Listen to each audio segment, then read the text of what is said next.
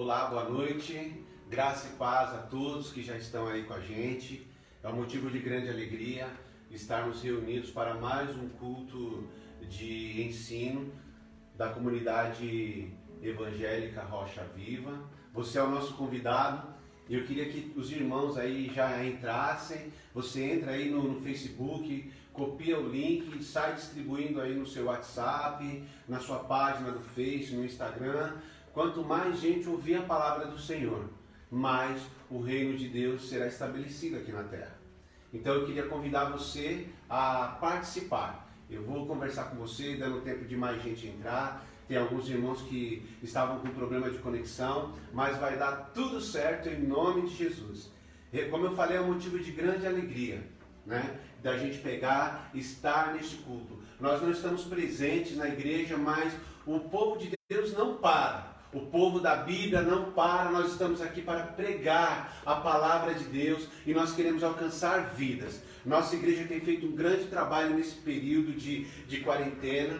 Nós temos feito o trabalho de abençoar vidas com alimentos, com oração. Nós estamos tendo cultos de ensino constantemente, diariamente os jovens têm uma devocional às 15 horas. Então assim, o reino não para, o trabalho não para. E você é peça fundamental aqui no nosso ministério, na nossa igreja. Então você entra aí no seu Facebook, copia o link, coloca lá no WhatsApp da família, coloca lá no grupo da família, chama lá os seus amigos. De repente você conversou com alguém hoje que está precisando de ouvir uma palavra de conforto. Tem muita gente desesperada por causa de tudo que está acontecendo, sobretudo no nosso país. E esse é o momento de você ouvir a palavra de Deus. Tá? Eu vou começar com uma oração. Eu queria que você elevasse os seus montes, os seus olhos para o alto e meditasse comigo nesse tempo. Aliás, nós vamos orar justamente no dia em que nós vamos falar sobre oração. Vamos fazer uma oração antes ao nosso Deus. Obrigado, meu Deus, pelas tuas misericórdias. Obrigado, meu Deus, pela paz que excede a todo entendimento. Obrigado, Senhor, porque nós fomos justificados pela fé e nós temos paz com Deus por meio de Cristo Jesus. Ah, Senhor, obrigado pelo sacrifício de Cristo na cruz. Obrigado, Senhor, pelos dons do Espírito, pelas armas do Espírito que o Senhor nos deu e a oração, que é uma arma poderosa contra os principados e as potestades, Senhor. Senhor, que neste momento muitos irmãos venham estar, ó Pai, conseguindo se conectar à internet para assistir mais esta ministração. Que o Senhor derrama da Tua graça, que o Senhor derrama do Teu favor e que hoje seja um dia memorável, um dia, Senhor, aonde o Seu poder venha se manifestar. Usa-nos, Senhor, nesta noite da forma que o Senhor quiser. Espírito Santo, és bem-vindo. Desejamos a Tua presença. Tua palavra diz, ó Deus, que o Espírito Santo intercede por nós, porque nós não sabemos como pedir. Ó Espírito Santo, esteja intercedendo por nós. Senhor, reveste-nos com o Teu poder, que este lugar venha ter uma atmosfera de santidade e de amor. Derrama do Teu poder sobre nós. Em nome de Jesus. Amém. Que bom estar na presença do Senhor, ministrando a palavra de Deus. Semana passada, a pastora Simone ministrou sobre a nova vida em Cristo. É isso mesmo, a nova vida em Cristo. Quando a criatura se converte, a pessoa aceita Jesus, entrega a sua vida para Jesus. E o Espírito Santo vem habitar nela. Ela tem uma nova vida em Cristo. Tudo novo começa a acontecer na vida dela. Só que nessa nova vida em Cristo existe o que eu costumo falar de ônus e bônus. Existe partes boas, mas existe os contra-ataques do maligno. Existe a parte boa que é a paz que nós passamos a ter com Deus, que está lá em Romanos 5. Né? Nós temos paz com Deus pela fé, por meio de Jesus Cristo, em Cristo Jesus. Entendeu? Então, nós temos essa paz, essa é a parte boa. Nós passamos a viver uma vida diferente. Mas nós sofremos o contra-ataque do maligno. Só que Deus, Ele na sua onisciência, no seu grande poder, na sua soberania, Ele deixou à disposição de nós várias ferramentas. E uma delas é a oração, que é uma arma poderosa que nós vamos estudar agora, que esta arma, a oração, ela é poderosa para combater. E não só combater as hostes do mal, mas ela é poderosa também para acalmar corações, para nos trazer paz, para nos trazer alívio e para nos fortalecer também, né? Mas antes, eu queria falar, quando a gente fala de oração, o que é oração? Nós vamos estudar também. Mas eu queria perguntar para você, você já percebeu que Jesus dava muito ênfase à oração? É isso mesmo, Jesus, aquele homem poderoso aqui na terra, em obras, em palavras, em atitudes, em atos, ele dava muita ênfase à oração. E são várias as passagens da Bíblia que Jesus levantava de madrugada ou se recolhia para orar.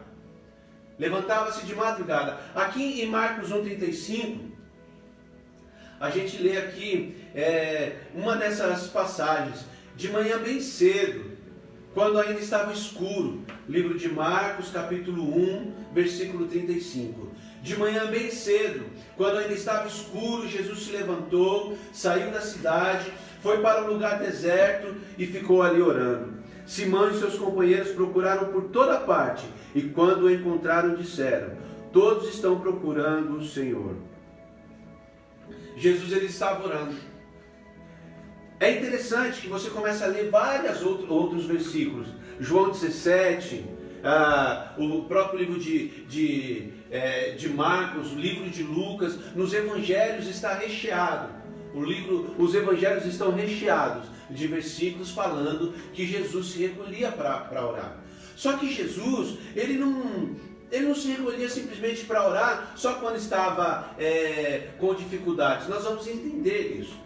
Mas primeiramente, como eu falei a princípio, o que é oração? Você já parou para pensar o que significa essa palavra oração? Aliás, oração está sendo o tema do nosso estudo semanal aqui em casa com a minha família. A gente está tendo uns estudos bem legal aqui sobre oração e a gente começou a indagar entre nós o que é oração. E nós chegamos à seguinte conclusão, e eu escrevi aqui o que os meus filhos falaram, né? Oração é relacionamento, é um meio de comunicação com Deus. Oração é uma arma que o crente tem para derrotar o inimigo. Oração é uma válvula de escape, e Jesus sabia disso. E sabendo disso, ele dava grande ênfase à oração. A oração, ela é o momento que você está conversando com Deus. Deus ele estabeleceu a oração porque ele queria ter um meio de se comunicar com o seu servo. E não é só isso. Eu escrevi aqui que ela é uma válvula de escape. E Jesus sabia que ela era uma válvula de escape. E por que ela era uma válvula de escape? Porque nos momentos mais difíceis, nos momentos quando nós estamos estressados, irritados, nós estamos enfadados, cheios dos problemas da vida, nós recorremos à oração. Certamente você que está assistindo esse vídeo, você passou por algum momento da sua vida que quando você não tinha mais o que fazer e você começou a orar e você sentiu uma leveza, uma paz, aquela paz que está lá em Efésios, que excede a todo entendimento. Você sentiu uma descompressão. Você estava assim, sendo bem oprimido, uma opressão muito grande, e você começou a orar, porque a oração é a válvula de escape. Deus nos deu oração para que pudéssemos chegar mais perto dele, para compartilhar nossas ideias com ele e ver o milagre da prece respondida todos os dias da nossa vida. É para isso que é a oração. Esse é o significado de oração. Oração não é algo que você fica falando constantemente as mesmas palavras. Oração, ela não tem um tempo certo. Para Deus me ouvir, eu tenho que falar 1 hora por dia. Eu tenho que falar 5 minutos, ou eu tenho que falar só de manhã, na hora do almoço ou na hora da janta. A oração, ela não tem tempo. 1 Tessalonicenses 5,17 fala: orai sem cessar. Tem outro texto que fala, em Efésios 6,18, orando em todo tempo, com toda sorte de oração e súplica. Então a oração, ela não tem tempo, ela não tem assim um método. A oração, ela vem de lá do coração, ela vem do profundo do seu coração. Oração é uma conversa franca com Deus. A oração nos torna vivos espiritualmente. Ela é a chave que abre porta para um mundo espiritualmente novo, vivido na presença do Deus vivo, que nos torna alicerce de tudo que fazemos. Jesus morreu na cruz para que isso fosse possível. Então, levando em consideração aquela nova vida que a pastora ministrou na semana passada, com as suas qualidades, com os seus benefícios, mas aquela nova vida, ela trouxe também o inimigo que se levanta contra a sua vida porque você age diferente. Você está agindo conforme está lá em Romanos 12. Você não está se conformando com este mundo. Quando você é nova criatura, você passa a ser um inconformado com os erros deste mundo. E aí você passa a ter um inimigo. E a oração, ela te fortalece. Ela te ajuda a vencer. Veja que Jesus, ele não orou só quando ele precisava. Ele orou em todo o tempo. Jesus orou em momentos difíceis. Quando ele soube da morte de João Batista. Ele ficou sabendo da morte de João Batista. Ele foi lá e orou. Quando ele tinha que tomar uma decisão crítica. Quando ele tinha que escolher os 12 dele. Ele foi lá e orou antes. Quando enfrentou provações, lá em Mateus 26, lá do 36 ao 46, quando ele passou por provações, ele orou. Então a oração era algo que estava presente constantemente na vida de Jesus. Jesus não orava só quando precisava. Jesus orava para agradecer. Jesus orava quando precisava interceder por alguém. Jesus orava quando ele se sentia amargurado, se sentia triste. E Jesus também não só orou, mas ele ensinou sobre oração. Eu quero que você vá abrir na sua Bíblia, no livro de Mateus, capítulo 6, versículo 9. Mateus 6, versículo 9. Olha que interessante.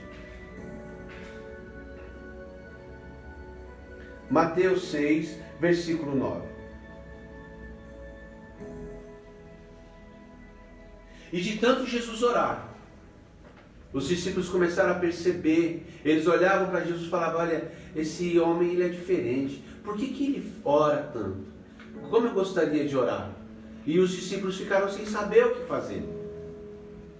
Talvez você já não sabe mais como orar, e a impressão que passa, isso já aconteceu comigo, que a minha oração, ela não passou do teto. Eu não tenho palavras para falar com Deus. Todo dia é a mesma coisa. Jesus, obrigado pelo pão, pela comida, obrigado pela minha esposa, pelos meus filhos, em nome de Jesus, amém. No outro dia, obrigado, Senhor, por esse café da manhã, pelo almoço, em nome de Jesus, amém. À noite, na hora de dormir, obrigado, Deus, por esse dia maravilhoso, em nome de Jesus, amém. E aí os discípulos, certa vez, ele chegou e falou: Jesus, nos ensina a orar. Nos ensina a orar. E aí Jesus nos deu um modelo de oração.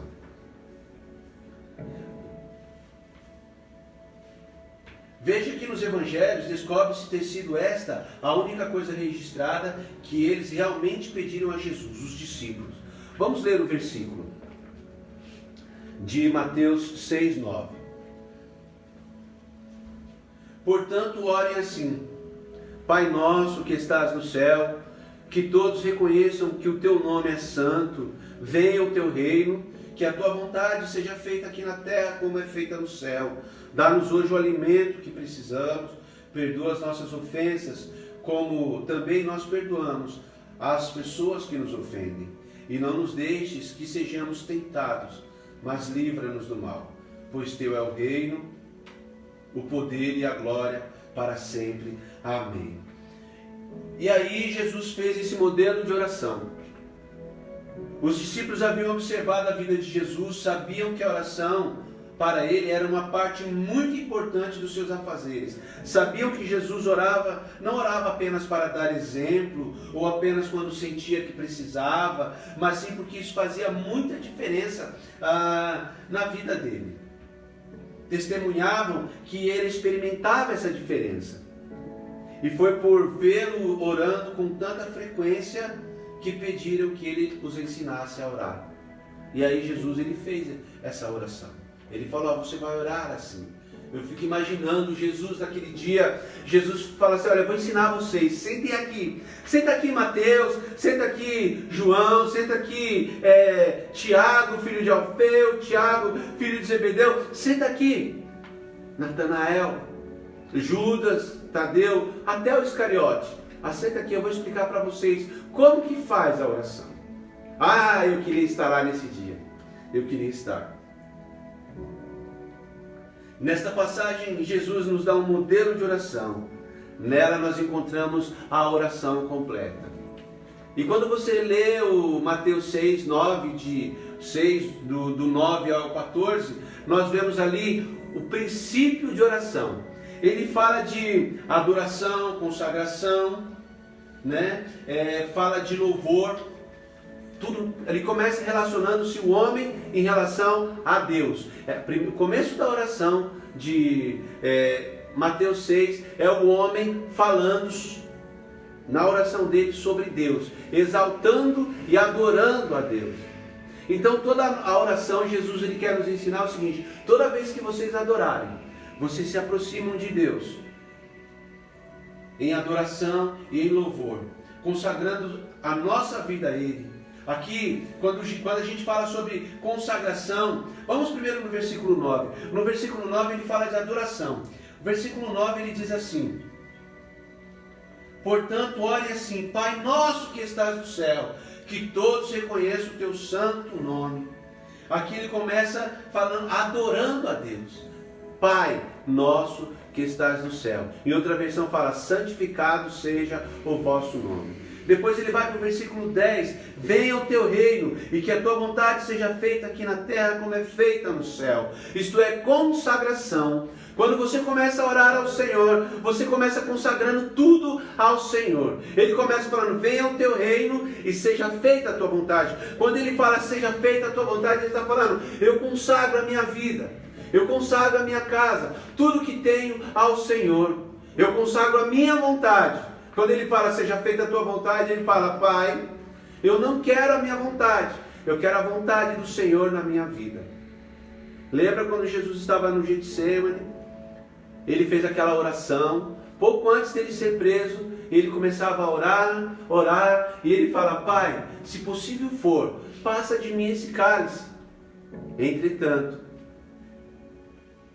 seja feita a tua vontade. O Voz da Verdade, ele tem um louvor que ele fala, né? Pai, por favor, passa de mim esse cálice, mas se não for a tua vontade, que eu possa beber este cálice pela humanidade. Jesus orava dessa forma, ele subjugava a vontade dele, ele colocava a vontade de Deus acima da vontade dele. Muitas das vezes a gente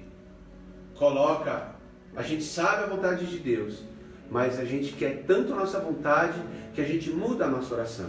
A gente fala, eu quero, parecendo uma criança mimada. E o versículo 10 é uma verdadeira aula de consagração, de entrega.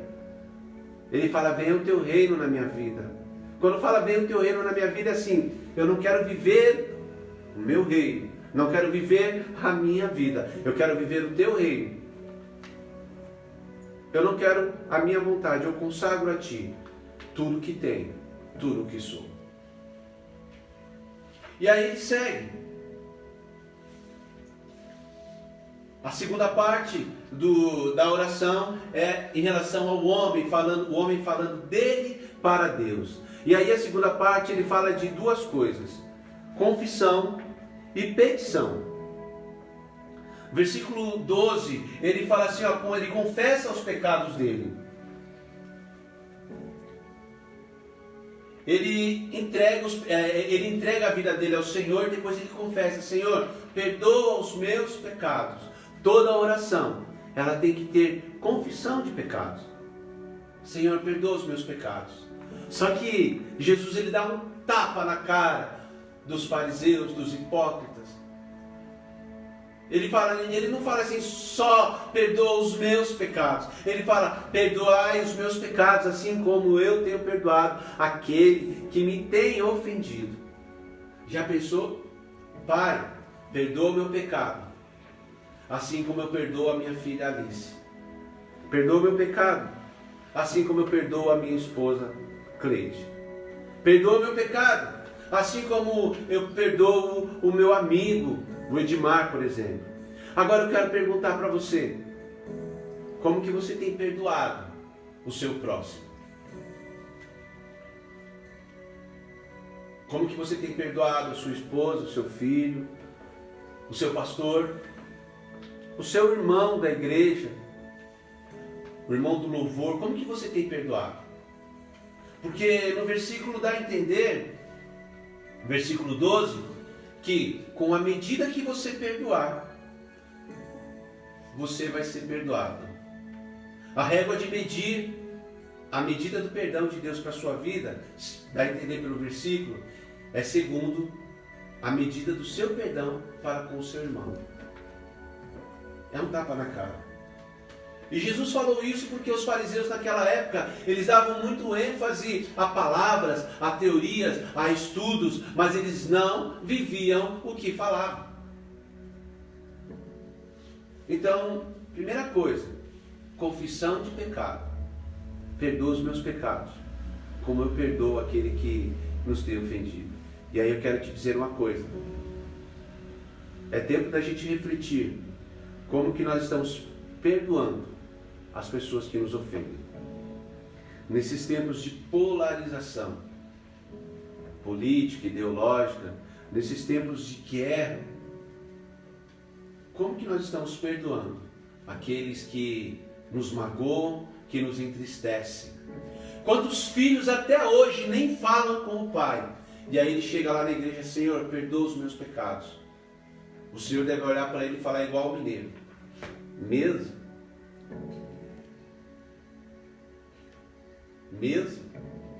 Senhor, perdoa os meus pecados. Deve falar como um baiano: é mesmo? Imagina Deus olhando para você. Você pede para Deus perdoar os seus pecados, mas você não perdoa o seu pai, que abandonou você há não sei quantos anos. Você não perdoa a sua mãe, aquele coleguinha da escola lá que fez bullying com você há 30 anos atrás, e até hoje você está: eu sofri bullying. Ao estudante que está assistindo hoje, aquela amiga sua da escola, as amigas, né? Como que você está perdoando? Porque na medida que você perdoar, é a medida que Deus vai perdoar você. É o que eu entendi no versículo. Assim, aí depois que você pediu perdão, aí vamos recapitular na oração do Pai Nosso. Ele começa falando: olha, ele adora a Deus, ele louva a Deus, ele consagra tudo dele a Deus, e depois ele confessa o pecado dele, e aí em quarto ele pede. Eu lembrei do Davi e do Dudu, da Eloá, que chega todo carinhoso comigo, faz aquele carinho, alisa a face do papai, e depois faz o pedido: compra McDonald's. Sabe? Qual é o pai que não vai quebrantar o coração?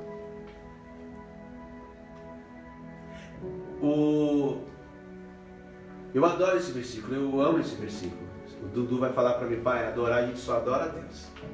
Mas eu amo essa passagem porque a oração do Pai Nosso é uma oração vertical, mas ela é horizontal. Aqui em casa todo mundo já sabe. Porque o nosso Deus, Ele é um Deus tremendo, poderoso, Ele está acima de todas as coisas. Mas o nosso Deus, isso quer dizer que Ele é um Deus vertical. Mas o nosso Deus é um Deus que Ele desceu aqui na pessoa de Jesus Cristo, se fez homem como nós. Filipenses 2,5, Ele se humilhou, não levou em consideração ser Deus, e Ele se humilhou, fazendo-se homem. Então Ele é horizontal, porque Ele quer se relacionar cara a cara com você. E para Ele se relacionar cara a cara com você, não pode ter reservas, melindros, não pode ter falsidade. Tem que haver cumplicidade. E a oração do Pai Nosso é isso. Começa adorando ao poderoso Deus. Você começa verticalmente: Pai Nosso, santificado seja o Teu nome, venha o Teu reino. Aí você começa adorando verticalmente e depois você muda: eu peço perdão pelos meus pecados. Aí Deus, Ele já está ali com você, naquela sintonia. Aí depois você começa a pedir. Mas também quando você ora o Pai Nosso, você começa a ver não é qualquer coisa que você vai pedir. Tem pessoas que estão pedindo um cabelo amarelo, cabelo vermelho. Tem pessoas que estão pedindo para aquela pessoa do Big Brother, eu nem sei quem é, né, o nome, mas está pedindo, ai Deus, eu quero tanto que ela ganhe, torcendo para o Palmeiras ser campeão. Não é esse tipo de oração, não é esse tipo de pedido. Mateus 6,36 fala: buscai primeiro o reino de Deus e a sua justiça, e estas coisas vos serão acrescentadas. Quais são essas coisas? Está no versículo 34. O que comer, o que beber e o que vestir. E aí você começa a ler a sequência. Vamos ler a sequência do texto de Mateus. Deixa eu abrir a tecnologia aqui. Venha o teu reino. Aí no versículo 11 ele fala: dá-nos hoje o alimento que precisamos. E o versículo 13: não nos deixa que sejamos tentados, mas livra-nos do mal. Ele começa a pedir coisas necessárias, ele começa a pedir proteção, ele começa a pedir alimento, ele começa a pedir a presença de Deus.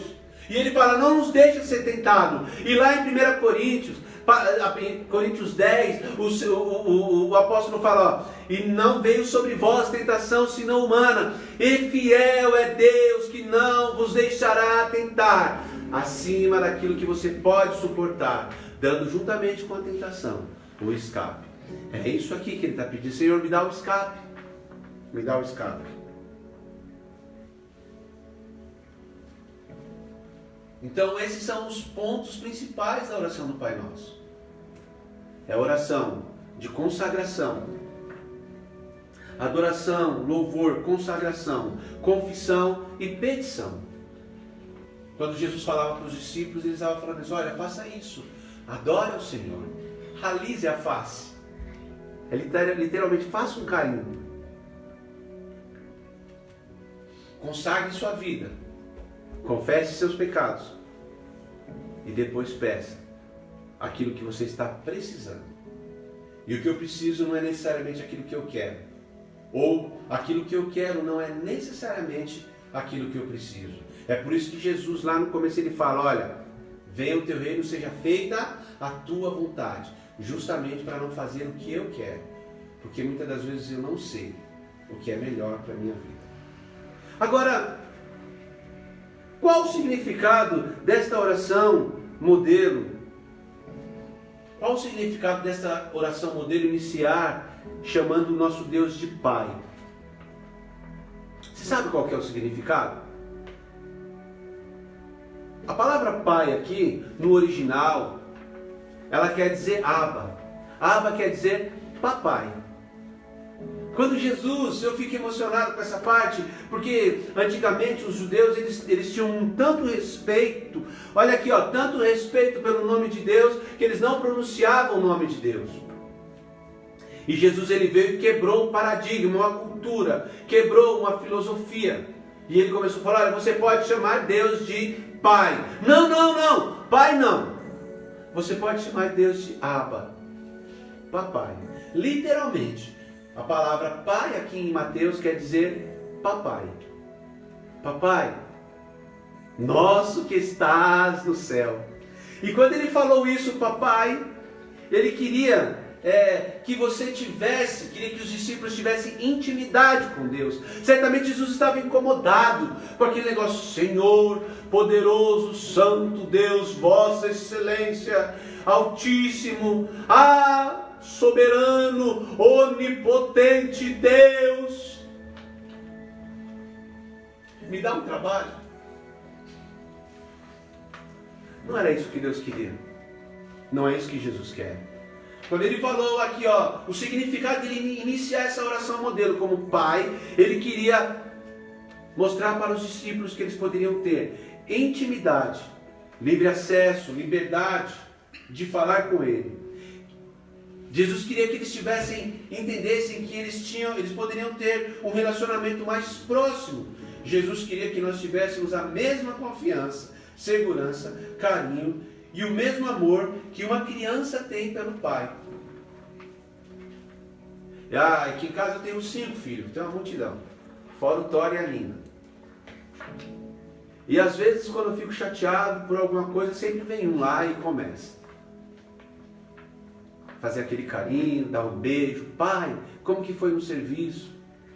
Sabe esse relacionamento? De você sentar com a sua filha e você assistir, ela mostrar, você fazer, simplesmente conversar com o seu filho. Fazer aquelas palhaçadas que nem eu faço com a Alice e com a Lívia. Tem umas coisas que você não precisa saber. É essa a intimidade. Essa intimidade que você tem com o seu filho, que você tem com sua mãe, com seu pai. Esse era o propósito do Pai Nosso, do Papai, do Abba.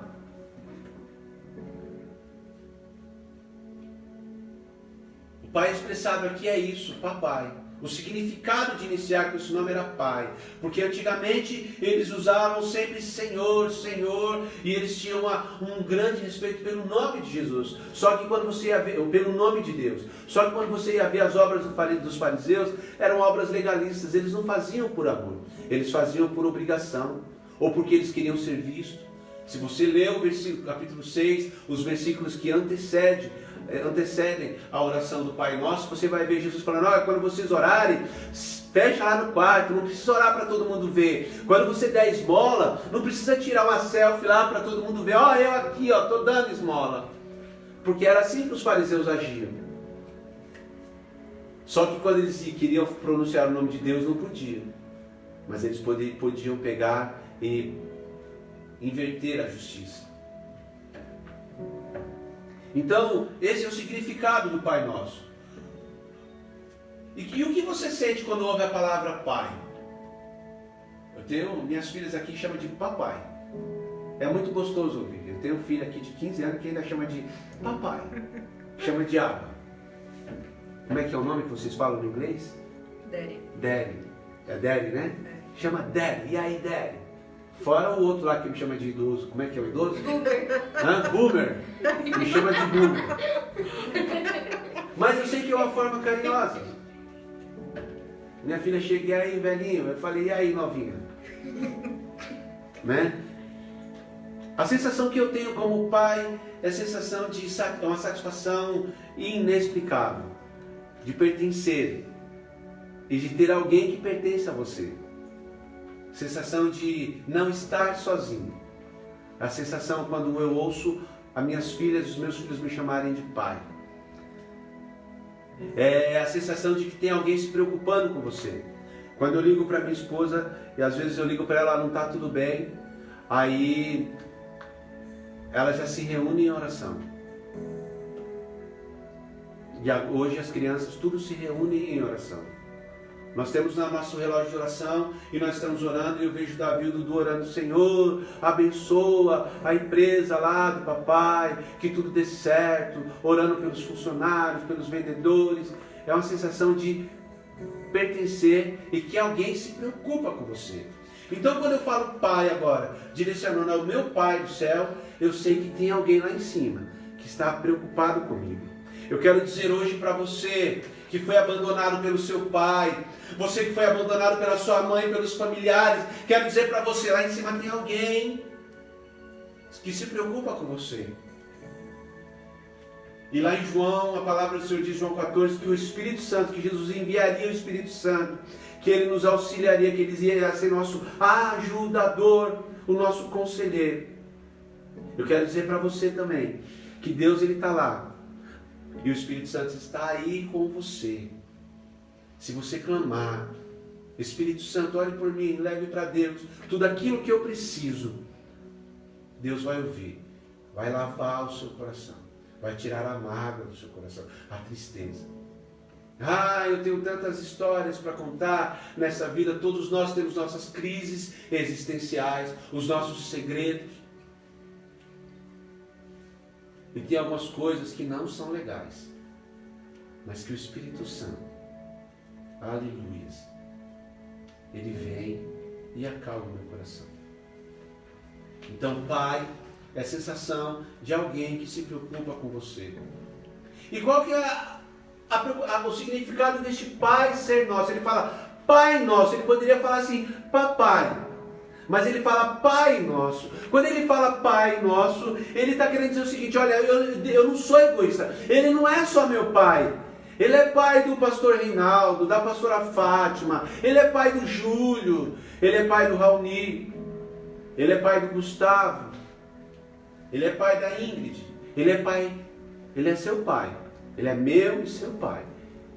De você que está aqui assistindo esta ministração.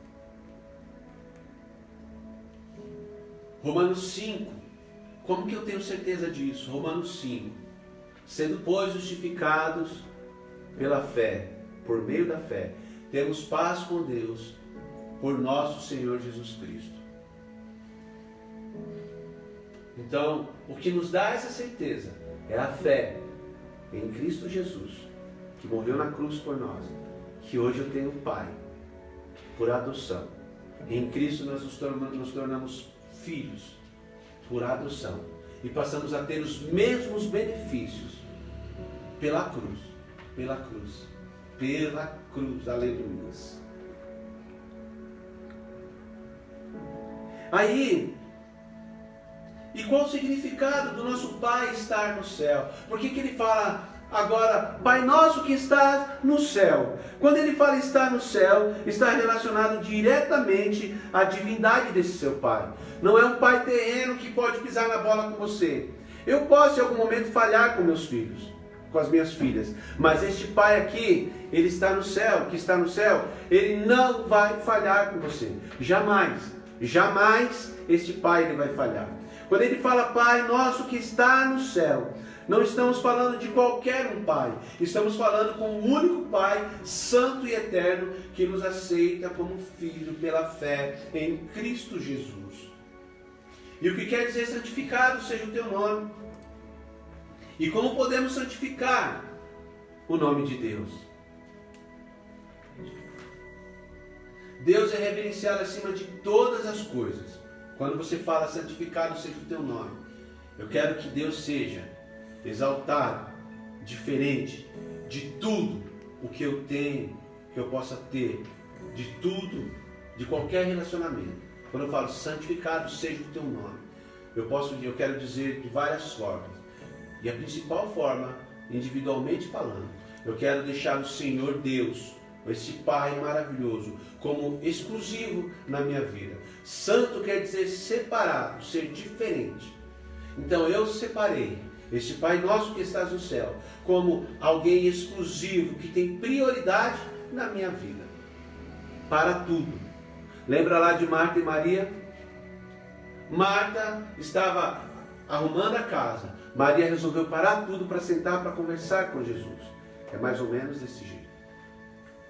Para tudo, porque eu quero falar com o Pai Nosso, porque eu santifiquei Ele, eu dei exclusividade para Deus. Deus é exclusivo na minha vida. Isso é natural na vida daquele que é convertido. Isso acontece na vida daquele que tem uma nova vida em Cristo. Deus é reverenciado acima de todas as coisas. Estamos falando da natureza de santidade, de pureza, da soberania e autoridade do nosso Pai. Eu falei de forma individual, mas de uma forma abrangente. Quando eu falo santificado seja o teu nome, eu estou dizendo, me relacionando com uma pessoa que é divina, soberana, santa, pura, verdadeira, que tem o único que tem autoridade. Ele se torna reconhecidamente santo em nossas vidas, através da nossa conduta. Primeiro, eu reconheço Deus como santo, como o único na minha vida. E como eu mostro para as pessoas que o nome dele é santificado na minha vida, através da minha conduta. Assista novamente Minha Nova Vida em Cristo, da pastora Simone. Está aí no site, na página da comunidade Rocha Viva, Evangélica Rocha Viva. E você vai ver, a minha nova vida em Cristo é viver para Cristo. Gálatas 2:20, semana passada, da última vez que eu preguei, eu misturei tudo nos endereços. Mas Gálatas 2:20 fala, eu já estou crucificado com Cristo. Agora vivo não mais eu, mas Cristo vive em mim. Quando eu falo que Cristo vive em mim, eu começo a santificar, mostrar que Deus é santo na minha vida, através das minhas atitudes, através da minha conduta. A oração do Pai Nosso ela é maravilhosa. E para que essa oração tenha efeito na sua vida, você tem que se agir de forma santa. Mas como é santo aquele que vos chamou, sede vós também santos em toda a vossa maneira de viver, porquanto está escrito, sede santo, porque eu sou santo. 1 Pedro 1, 15 e 16. Outro versículo, segui a paz com todos, e a santificação, sem a qual ninguém verá a Deus. Eu quero dizer para você, se você não estiver com a sua vida santificada, se Deus não for santificado na sua vida, você não consegue fazer a oração do Pai Nosso. O Hebreus 12, 14, ele confirma essa minha fala.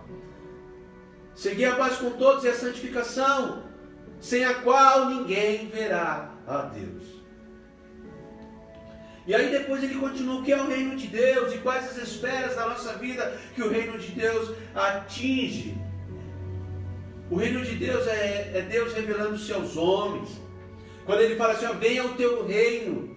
Venha o teu reino tem dois sentidos. O sentido de já, mas ainda não. O que quer dizer isso, irmão Luiz? O já, nós já estamos vivendo o reino de Deus aqui na terra, mas ainda não na sua plenitude, que se dará quando Cristo vier nas nuvens para buscar eu e você. Mas nós já estamos vivendo o reino de Deus. E como nós vamos viver o reino de Deus? É Deus revelando os seus homens. É a manifestação do poder divino em ação. Venha o teu reino, manifesta o teu poder, revela-se aos homens, venha o teu reino, estabelece a sua cultura, a cultura do reino dos céus na terra. Estabelece o seu reino de forma integral. Quando fala venha o teu reino, em resumo, o reino de Deus é basicamente o governo de Deus. O governo de Deus. O reino de Deus consiste em santidade, humildade, justiça, paz, alegria. Lá em Mateus, ele fala assim que o reino de Deus, ele não consiste em comida e bebida, mas em santidade, justiça, paz, em atitudes diferentes, atitudes de santidade, atitudes semelhantes à de Deus. Você não é filho de Deus? Tem atitudes como de filho de Deus. Quando você se converte, você tem uma nova vida em Cristo, até a sua fala muda. E eu não estou falando que muda no sentido de você falar evangeliquez, está amarrado, sangue de Jesus tem poder, oh meu Deus, aleluia. Não é isso. As suas atitudes mudam. Se você pegar as famílias da igreja, por exemplo, você vai ver que aqui em casa nós somos parecidos em alguma coisa, por causa da nossa convivência. Pegar pastor Danilo, por exemplo, a família deles, eles têm alguma semelhança por causa da convivência. Pegar lá a pastora Fátima, o pastor Reinaldo, tem alguma semelhança por causa da convivência da família. E o povo de Deus, a família de Deus, quais são as semelhanças? É comida, bebida? Santidade, humildade, justiça, paz. Mas é a paz de Efésios 4, a paz que excede a todo esse entendimento. Entrega total da sua vida ao Rei. É fome de Deus. Este reino atinge nossa vida no presente e no futuro. Ou seja, todo aquele que nasceu de novo começa a viver o reino já, como eu já falei, mas não na sua plenitude, porque a sua plenitude se dará na volta de Cristo. Mas enquanto isso, devemos viver uma vida de cidadão do reino, que consiste em tudo isso que eu já falei. Uma vida diferente. Então quando Jesus ele começou a ensinar o Pai Nosso, percebe a profundidade desta oração. Ele começou a ensinar o Pai Nosso, ele começou a falar, olha, é assim que você tem que falar. O reino de Deus não é terreno, ele é espiritual, revelado na terra, através da minha vida e da sua vida. Minha nova vida em Cristo, ela também revela a nova vida, revela o reino de Deus. Porque a minha nova vida em Cristo é uma vida de um cidadão do céu, de uma nova criatura. Concluímos que a oração é fundamental para uma vida de santidade. A oração, o pastor Reinaldo ele pregou outro dia falando sobre tipos de oração. E nós estudamos ontem também aqui em casa sobre vários tipos de oração. Oração intercessória, oração sacerdotal, oração de guerra, oração em concordância, oração ministerial. Vários tipos de oração. Certamente haverá momentos da sua vida que você vai ter que ter um momento de oração de guerra.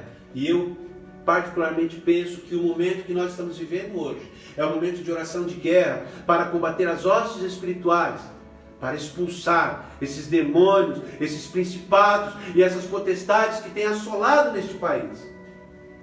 A guerra que existe neste país, ela transcende a questão política e ideológica, a questão religiosa. A guerra que existe neste país é uma guerra espiritual. Efésios 6. A nossa luta não é contra a carne nem o sangue, mas é contra os principados, as potestades, os poderes das regiões celestiais. E é dever meu e seu orar, orar, orar. Orar sem cessar. 1 Tessalonicenses.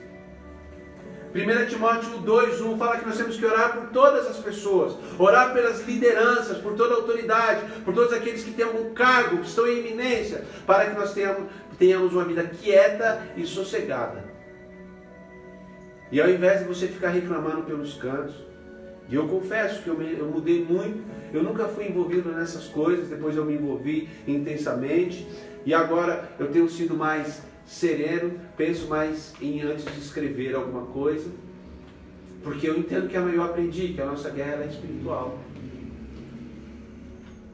Em vez de você ficar reclamando pelos quatro cantos, vai orar, porque a oração de um justo pode muito em seus efeitos. Imagina de uma multidão de justos, aleluias, pode muito em seus efeitos. E eu creio que se a igreja do Senhor estabelecida aqui no Brasil, se ajoelhar e clamar poderosamente, a história deste país vai mudar. Muitas vidas serão restauradas, casamentos serão restaurados, a droga não vai prevalecer, a criminalidade, o desemprego. Nós temos o poder, nós temos uma dinamite, uma bomba na mão, que é a oração. E nós não estamos sabendo como usar. Então quando Jesus ele estabeleceu aqui a oração do Pai Nosso, ele estava dizendo isso: olha, você pode fazer muito através da oração. E aí eu começo a entender o porquê que nos evangelhos Jesus toda hora estava orando. Porque ele entendia o seguinte, que eu tenho que ser espiritual, eu preciso andar em espírito, e para ser espiritual, viver em espírito, eu preciso orar, eu preciso me desligar das coisas deste mundo. Oração é alimento. A oração é o que nos fortalece. Sem oração, eu fico vulnerável e você fica vulnerável aos ataques do inimigo da nossa alma. Nós nos tornamos fracos, raquíticos. Sem oração você se torna uma presa fácil. Lá em 1 Pedro fala: vigiai e orai, porque o diabo, vosso adversário, anda ao vosso derredor, bramando como leão, buscando a quem possa tragar. E aí eu começo a analisar o leão quando ele está lá na savana. Ele começa a pesquisar aquele monte de búfalos, de animais, e ele começa a olhar, ele não pega o mais forte, ele começa a analisar, e ele vê aquele que está doente, aquele que está machucado, aquele que está fraco, aquele que está mais velho, aquele que já não tem mais forças. E quando ele vê um desses, eles começam a armar emboscada e vai lá e ataca e pega esse bicho. Ele começa a afastar, pode assistir lá, qualquer dia você vê no YouTube, ele começa a tentar afastar esse dos outros. Ele procura também aquele que está mais distante do rebanho. Assim é o diabo em relação ao cristão. Ele começa a olhar aquele que está fraco, aí ele vai ali, ele olha o doente, olha aquele que está cansado, aquele que não ora, aquele que está com fome e não se alimenta de oração. Aquele que está vulnerável. E ele vai e destrói a vida dele. E em João 10 fala, ele vem para matar, roubar e destruir. Matar o seu sonho. Roubar tudo que você tem. E destruir a sua reputação. Eu estou falando porque eu sei, porque um dia já aconteceu comigo. Então a oração do Pai Nosso, ela é um modelo. E em Efésios 6, 18 ele fala que nós temos que orar em todo o tempo. No mesmo versículo que fala que a nossa luta não é carnal, ela é espiritual, o apóstolo Paulo ele elenca ali um monte de armas que nós temos: capacete da salvação, escudo da fé, espada do Espírito, o cingindo a couraça da justiça, cingindo os lombos com a verdade, calçando os pés com a preparação do evangelho da paz. E aí no versículo 18 ele fala, é como se ele falasse assim: de nada disso adianta se você não estiver orando em todo o tempo, com todo tipo de oração e súplica. Por fim, eu espero que Deus tenha ministrado no seu coração através desta palavra. Por fim, a oração do Pai Nosso não é uma reza, ela é um norte para você. O que é um norte? É um modelo, é um script, como é na minha área de vendas. É um script. Você vai olhar aqui, ó. Você não precisa falar exatamente como que está ali. Pode usar os sinônimos. Jesus, ele fez a oração do Pai Nosso, ele queria falar assim: olha, tenha intimidade com Deus, adore a Ele, consagre a sua vida, reconheça que você é pecador, peça o que você precisa. Olha, não precisa você chegar na presença dele de uma maneira bem formal. Seja informal como você é com seu pai, com respeito. É isso que é a oração do Pai Nosso. Eu queria que você baixasse sua cabeça e que você orasse. Eu queria que você orasse essa oração do Pai Nosso da forma que você quiser. Não precisa você orar dessa forma. É só um modelo. Como eu falei a princípio, a oração ela não tem um tempo obrigatório. A palavra não diz, ó, você tem que orar todo dia 1 hora. Ou você tem que orar 5 minutos, senão a sua oração não chega. Não, você tem que orar de coração para coração. De pai, de filho para pai. Você tem que chamar Deus de Abba, papai. Meu amado pai. Fazer um carinho. Eu estudando sobre oração, eu vi um texto, eu tenho um livro do George Lett, falando sobre o Evangelho do Reino, ele falando que a oração, quando Jesus falava o Pai Nosso, ele estava fazendo um carinho na face do Pai. E é verdade. E é verdade. Vamos orar. Fala com Deus aí. Fala com Deus. Eu queria que você meditasse. Falasse com Deus. Pai nosso que estás no céu. Pai amado, Abba, papai, tenha misericórdia de nós. Santificado seja o teu nome. Santificado seja o Senhor acima de todas as coisas. Quero dizer que o Senhor está exaltado acima dos querubins, que o Senhor é santo, que o Senhor é Deus, que não há outro como o Senhor. E ainda que o meu pai me abandone, minha mãe me abandone, ainda que a minha família me deixe, o Senhor é o meu Pai. Eu quero pedir perdão pelos nossos pecados, pelo pecado da igreja, pelo meu pecado, pecado da minha família, pecado da igreja. Quero pedir perdão, Senhor, pelo pecado da nação, da liderança deste país, dos líderes, dos 3 poderes deste país. E eu quero clamar nesta noite a tua misericórdia. Clamar, Senhor, que o Senhor nos ensina a orar. Que o Senhor coloque em nós um desejo sobrenatural de buscar a tua face, de clamar o teu nome, ó meu Deus. Deus, tenha misericórdia de nós, que somos tão pequenos, tão pecadores. Senhor, nós não sabemos orar. Que teu Espírito Santo venha nos consolar, nos ensinar a orar. Oh meu Deus, venha socorrer a igreja brasileira.